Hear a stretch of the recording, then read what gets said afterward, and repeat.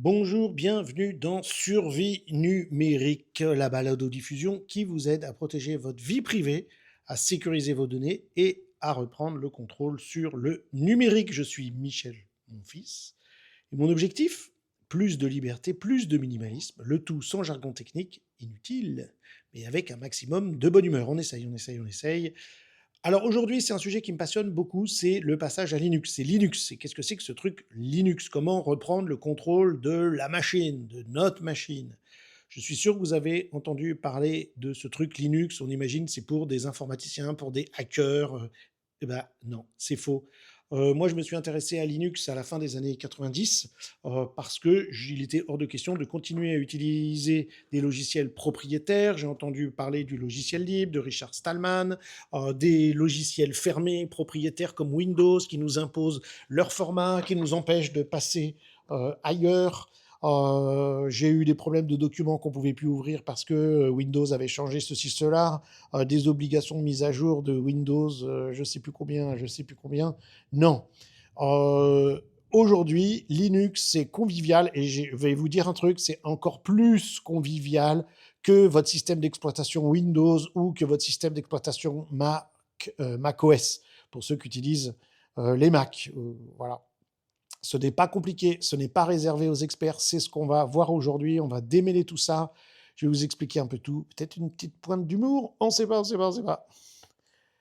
Bon, à la base, c'est quoi Linux? C'est un système d'exploitation. Un système d'exploitation, en quelque sorte, c'est un méta-programme pour pouvoir utiliser notre ordinateur. C'est ce qui permet de faire tourner tous les programmes de notre ordinateur. Dans un système d'exploitation, on utilise différents programmes. Par exemple, si vous avez Windows, vous pouvez utiliser LibreOffice, qui est le programme recommandé pour le traitement de texte et les autres choses. Vous pouvez utiliser un logiciel de mail comme Thunderbird ou Firefox pour naviguer sur Internet. Tout ça fonctionne dans votre système d'exploitation. Vous savez que Windows, c'est le système d'exploitation qui appartient à Microsoft pour les PC. macOS, c'est le système d'exploitation pour les ordinateurs de Apple. Et vous connaissez deux autres systèmes d'exploitation, j'en suis sûr. iOS pour les iPhones et pour les adeptes, encore une fois, du technosystème Apple. Et vous avez entendu parler de Android, qui est le système d'exploitation dit l'OS, Operating System, hein, souvent on dit ça en anglais, l'OS, des ordinateurs Android, qui sont les ordinateurs du système Google. Donc le problème avec Windows ou avec Mac OS, c'est comme une maison que vous louez. Hein, si vous imaginez votre ordinateur est une maison, c'est comme si vous la louiez. Le propriétaire, c'est Microsoft ou Apple, et c'est lui qui a les clés de base. Il peut entrer quand il veut dans votre maison, il peut regarder ce que vous faites, peuvent installer des fonctionnalités que vous n'avez pas demandé, que vous ne voulez pas d'ailleurs, et très souvent, si pas systématiquement, il va vendre les infos qu'il trouve dans votre maison, dans votre ordinateur, c'est ça que ça veut dire, des infos sur vos habitudes, sur vos données, à des tiers qui s'appellent des courtiers de données en données. J'en parle largement dans mon bouquin Manuel de survie numérique pour tous. Il y a des chapitres dédiés à ça. Donc, autre problème, c'est une boîte noire. Vous ne savez pas vraiment ce qui se passe à l'intérieur. C'est pour ça qu'on parle de logiciels propriétaires. Il y a des processus qui tournent en arrière-plan, qui collectent des données et qui envoient ce qu'on appelle de la télémétrie, des tas de choses sur ce que vous faites.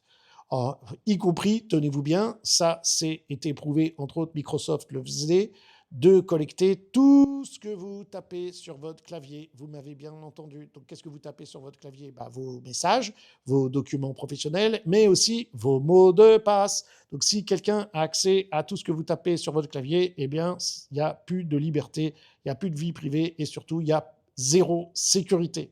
Et ça, vous ne le savez pas. Alors, peut-être ils ne le font plus, peut-être ils le font, mais comme c'est un logiciel propriétaire, Microsoft et Apple, on ne le sait pas puisqu'on n'a pas accès au code. On n'est pas propriétaire de notre maison. C'est quand même dingue. On achète l'ordinateur et on n'en est pas véritablement propriétaire. Ce sont des GAFAM qui en sont propriétaires. Google pour nos téléphones Android, Microsoft pour nos PC et Apple pour les Mac et aussi pour les iPhones. Linux, c'est complètement autre chose. La maison vous appartient véritablement. C'est un code qui est, donc le code de cet OS, de ce système d'exploitation, il est public il est ouvert à tous, n'importe qui. Bon, n'importe qui, c'est pas moi en tout cas, mais des informaticiens, des gens qui s'y connaissent en code, et dites-vous bien qu'il y a des centaines de milliers de personnes qui le font, tous ces gens-là peuvent vérifier qu'il n'y a pas de porte dérobée, les fameuses backdoors. Il n'y a pas de caméra cachée, il n'y a pas de télémétrie qui envoie vos données à une entreprise qui va les revendre ensuite. C'est la transparence absolue. Vous êtes le propriétaire de votre maison, de votre ordinateur, vous avez les clés et personne ne peut entrer sans votre permission explicite. Ça, c'est une différence gigantissime. Ça s'appelle la souveraineté. C'est-à-dire qu'avec Linux, vous ne louez plus votre liberté, vous la possédez. C'est un changement radical, aussi bien au niveau technique qu'au niveau éthique, finalement. Alors, c'est pas tout, vous allez voir. Linux, comment ça se fait que ce soit plus sûr? Alors, bon, il y a plein de raisons, ça serait assez complexe, il faudrait revenir sur tout l'historique de comment Windows s'est créé, comment les Macs se sont créés, comment Linux s'est créé. Mais en gros, dans Linux, vous avez un modèle de permission. Sous Windows, on utilise en général notre compte administrateur au quotidien. C'est le compte qu'on a créé, on a acheté Windows, ou plutôt, vous avez acheté Windows sans le savoir en achetant votre ordinateur. En plus, c'est un comble. Et du coup, le compte qui est créé, c'est un compte administrateur à partir duquel vous pouvez installer et désinstaller des programmes. C'est comme si on laissait les clés de la maison sur la table d'entrée. Donc, si un virus s'installe, et il faut savoir que Windows, c'est la première cible et de loin des virus, eh bien, ce virus, il a les pleins pouvoirs, il peut tout modifier, tout effacer, et en plus, il peut aller s'installer profondément dans le système, dans Windows, et là, vous êtes coincé. Par défaut, sous Linux, vous êtes un utilisateur standard. C'est-à-dire que pour installer un logiciel ou modifier quoi que ce soit dans le système, il vous faut un mot de passe administrateur. C'est-à-dire, c'est comme si le voleur, il devait passer par une porte blindée avec une alarme. Déjà là, vous bloquez 90% des attaques automatiques. Même si par malheur, vous avez téléchargé un malware, c'est un méchant logiciel.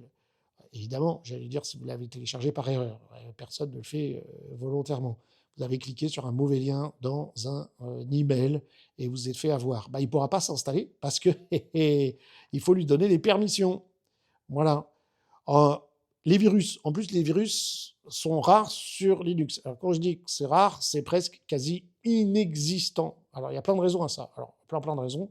Première raison, c'est que les gens qui fabriquent des virus, ils veulent s'attaquer à la majorité des gens. Comme la majorité des gens, ils utilisent Windows, que Windows, il n'est pas bien sécurisé, qu'il n'y a pas de compte administrateur utilisé correctement, etc. C'est une grosse cible, les utilisateurs Windows. Donc, si vous faites un virus, vous savez que vous allez toucher potentiellement beaucoup de gens, vous n'allez pas vous fatiguer à essayer de toucher peu de gens de l'autre côté, parce que le but, c'est de toucher un maximum de gens pour avoir un maximum, vous faire un maximum d'argent sur le dos des autres. Et en plus, dans Linux, il y a des centaines de versions différentes de Linux, qu'on appelle des distributions. Donc si les gars ils doivent se fatiguer pour faire un virus spécifique pour une distribution de Linux, donc c'est pas aussi simple que créer un virus pour Windows qui sont tous pareils. Donc un virus conçu pour une version de Linux, il ne marchera pas sur les autres. Donc en gros, Windows c'est le marché unique, une cible gigantissime. Les voleurs ils visent la grosse maison, hein. Ils savent qu'il y a plus de chances d'aller là, quoi.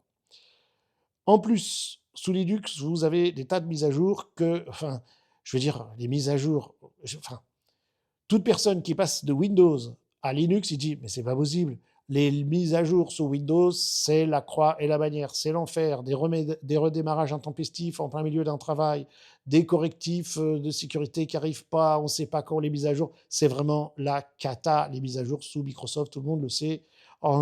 Que sous Linux, tout est sous contrôle, pas besoin de redémarrer, ça se fait hyper bien. Bon, autre point hyper important, c'est Windows, en particulier Windows 10 et 11. Ils collectent énormément de données, toutes vos recherches, toutes vos habitudes, votre localisation, et même, comme je vous l'ai dit, on le sait aussi, les frappes clavier. Lui, Linux, lui, il ne connaît pas, il ne vous envoie rien, sauf si vous le voulez, bien sûr. C'est ça, le respect de votre souveraineté numérique. Point super important, c'est que Linux, il va faire revivre des vieux PC. Pourquoi? Parce que Linux, ça utilise beaucoup moins de ressources, c'est beaucoup moins gourmand que Windows. Donc si vous avez un vieux PC qui rame sous Windows, Linux va le faire revivre. Pourquoi? Parce qu'à la base, Windows et macOS, c'est lourd. Ce sont des systèmes d'exploitation, on dit un peu des usines à gaz, on dit. Et ils ont des tonnes de processus en arrière-plan qui consomment beaucoup de RAM, de mémoire de l'ordinateur, pour des choses inutiles. Indexation, télémétrie, mise à jour automatique, assistant numérique, etc. Comparativement, Linux, c'est super léger. Vous pouvez faire tourner des versions de Linux sur des ordinateurs vieux de 15 ans qui seraient inutilisables sous Windows, quoi. Donc ça va vous donner un coup de jeune à votre vieux ordinateur. C'est comme si vous aviez un nouveau moteur dans votre voiture. Alors il y en a qui vont dire, bah ouais, mais est-ce que je peux faire la même chose? C'est bien beau de changer de système d'exploitation, mais est-ce que j'aurai accès à mes logiciels? Bah, absolument. D'ailleurs, vous pouvez utiliser des logiciels, les logiciels dont je vais vous parler tout de suite, sous Linux, sous Windows. Par exemple, pour la bureautique, vous pouvez utiliser LibreOffice plutôt que, qui est 100% compatible avec Word et Excel, etc. Ou OnlyOffice. D'ailleurs, vous pouvez déjà le tester sous Windows si vous voulez, mais ça vient par défaut dans Linux. Pour le web, vous pouvez utiliser des navigateurs web comme Firefox, ma recommandation, ou Brave, qui fonctionne parfaitement, mais Chrome fonctionne aussi, même si je ne recommande pas du tout. Pour la photo, il y a des super logiciels, GIMP, Darktable, etc., qui sont voilà, il y a plein de trucs. Pour faire de la vidéo, il y a plein de logiciels vidéo. Le seul point pour lequel Linux n'est pas réputé comme fort à la base, c'est que c'est pour les jeux vidéo. Donc si vous êtes un gros joueur de jeux vidéo, les jeux vidéo, à la base, ils sortent pour version PC ou version nativement pour Mac. Mais aujourd'hui, il y a des logiciels qui s'appellent Steam ou Proton, qui n'a rien à voir avec ProtonMail ou VPN dont je parle souvent, Steam ou Proton, qui permettent de faire fonctionner les jeux Windows sous Linux. La compatibilité aujourd'hui, elle est assez bluffante.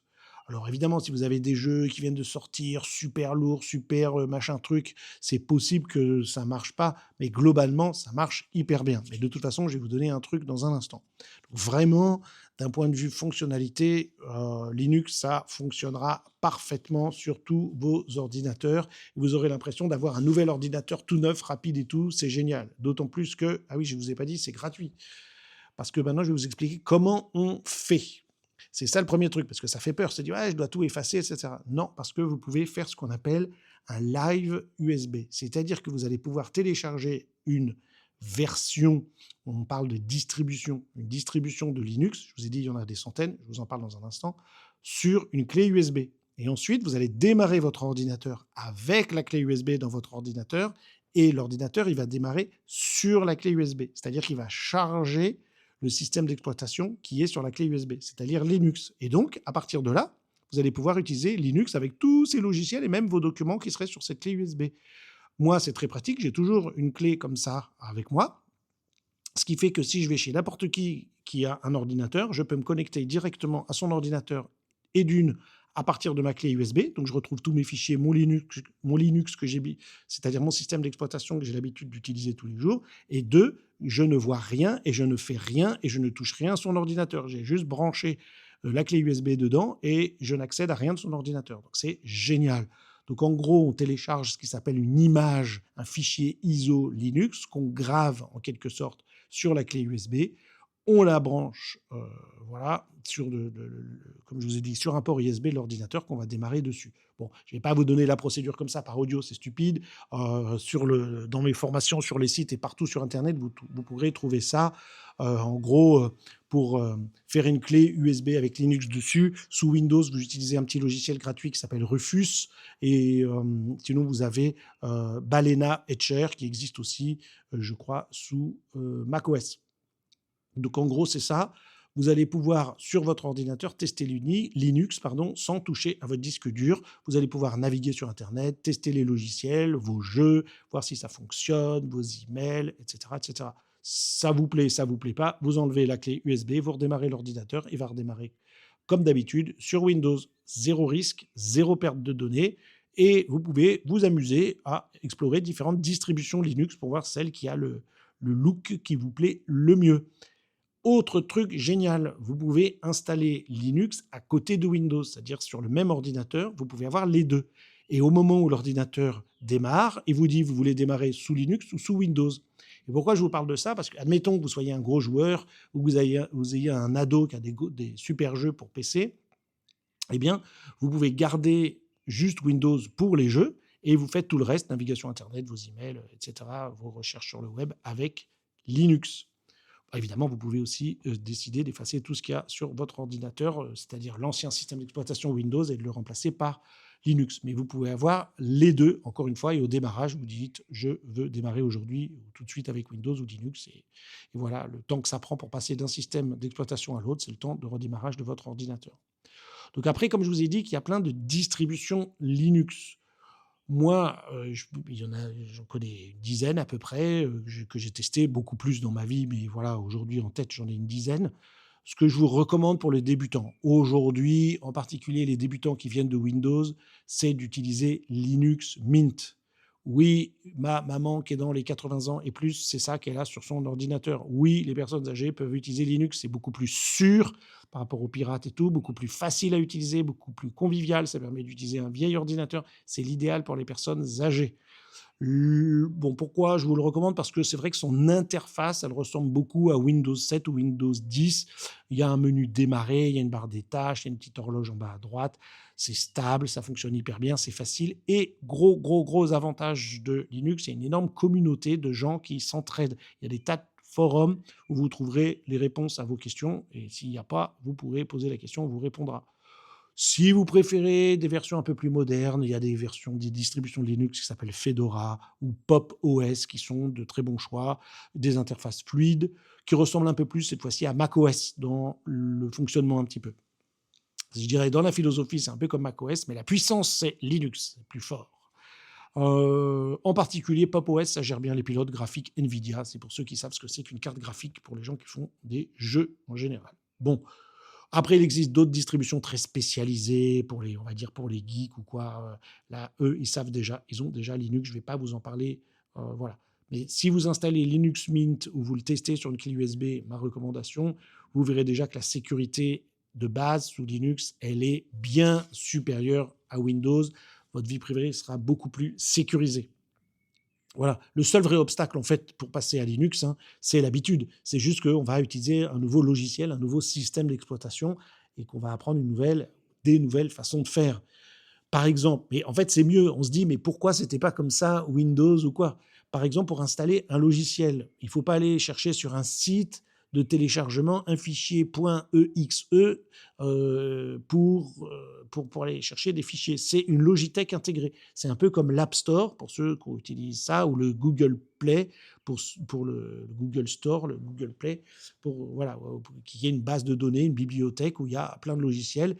Tous les logiciels qui sont disponibles dans votre Linux, ils sont vérifiés, signés et mis à jour automatiquement. Donc, c'est hyper facile. Les mises à jour, elles se font en un clic.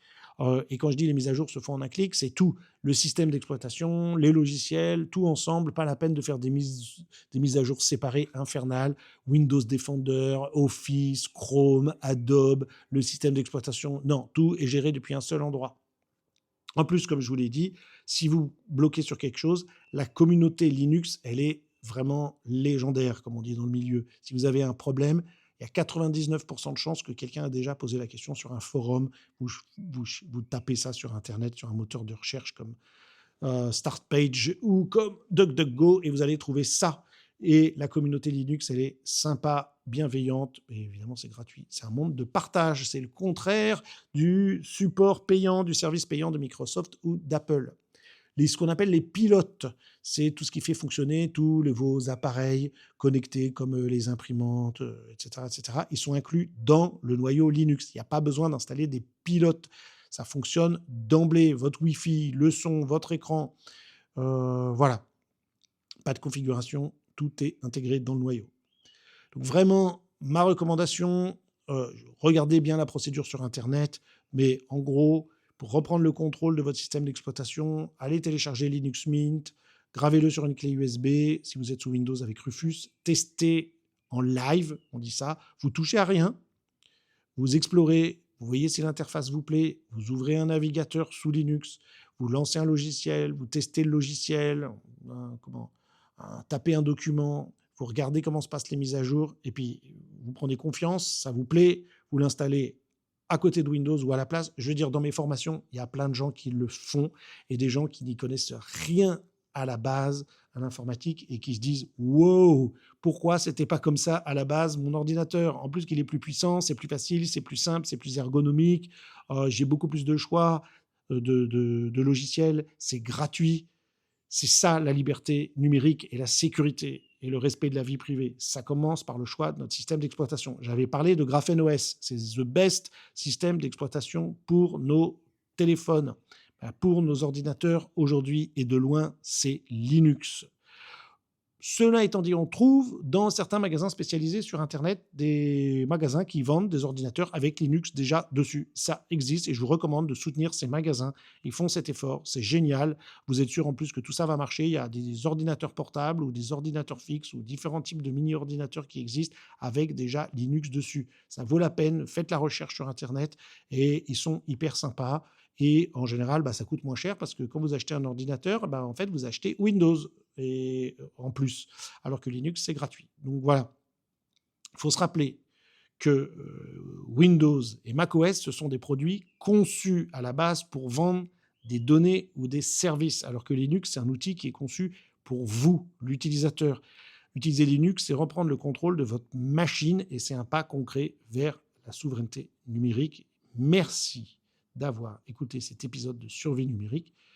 J'espère que vous avez maintenant, grâce à cet épisode, une meilleure idée de ce qu'est Linux, pourquoi il est plus privé, plus sécurisé et comment l'essayer sans risque. Alors, à bientôt. En attendant, prenez soin de vos données.